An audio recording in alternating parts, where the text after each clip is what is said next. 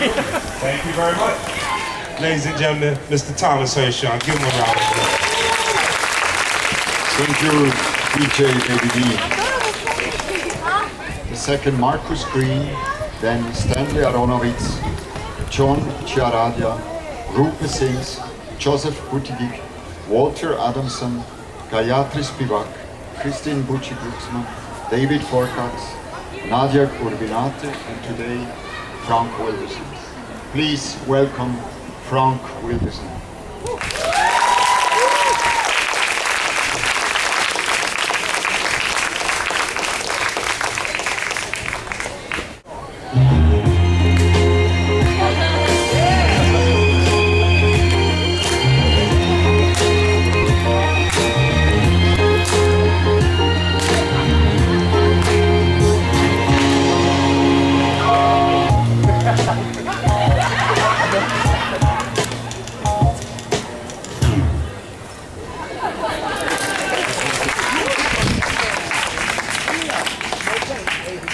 Well, hope I live up to the music.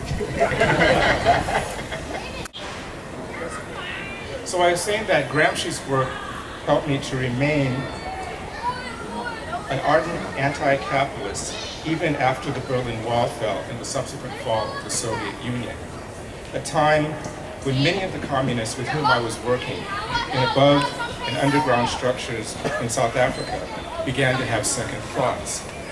His theory of the passive revolution, in particular, and his general engagement with and explanations of how tectonic shifts within the superstructure are not necessarily wedded to radical changes in the economy, gave me the tools to understand how the failure of state socialism in Russia and Germany was not a marker of the failure of communism, nor was it a vote of ethical confidence for capitalism in the so-called democracies of America and Europe.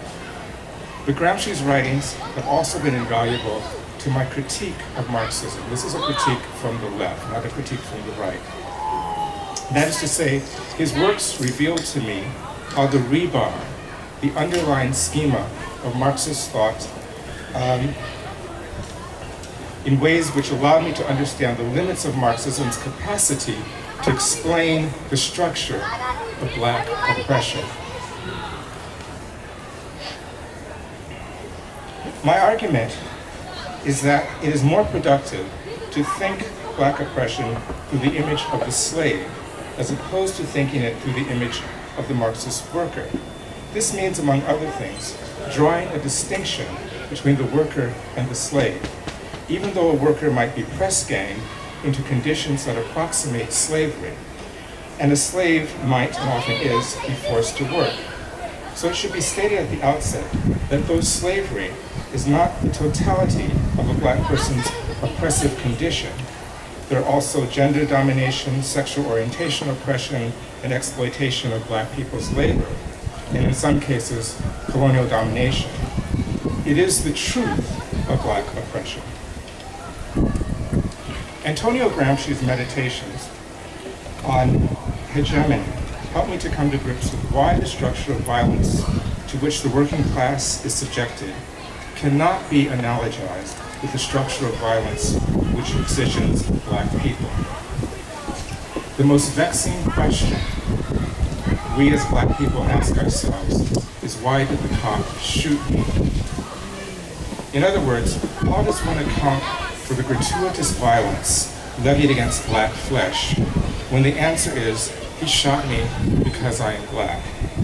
Not because I went on strike, not because I stole something that didn't belong to me, not because I tried to organize a union that threatened the boss's power. My presence is reason enough. This is what is meant by gratuitous violence.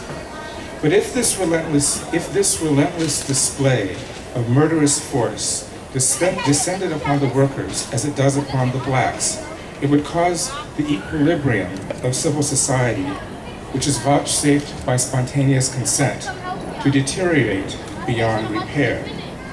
This is what makes hegemony so vital to the capitalist-worker relation, but so inconsequential to the master-slave or human-black relation. Professor Benedicto Fontana describes Gramsci's hegemony as follows.